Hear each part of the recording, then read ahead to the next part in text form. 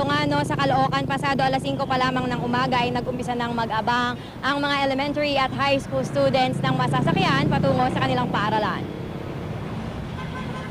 May ilan tayong nahabol igan ng mga estudyante habang naglalakad at nag-aabang ng jeep na masasakyan papunta sa eskwelahan.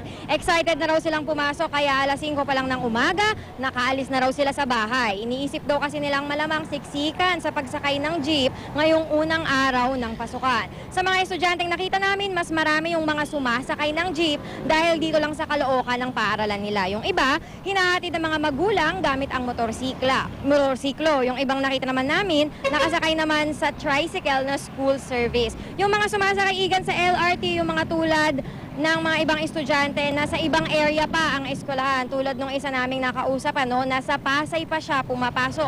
Mas mabilis daw kasi na makakarating siya sa Pasay kung sasakay siya sa LRT train sa halip na mag-jeep o mag-bus. Masaya po, tsaka excited.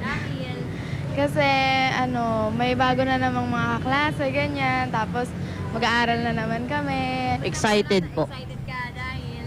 Dahil baka may makakilalang mga bagong kaibigan.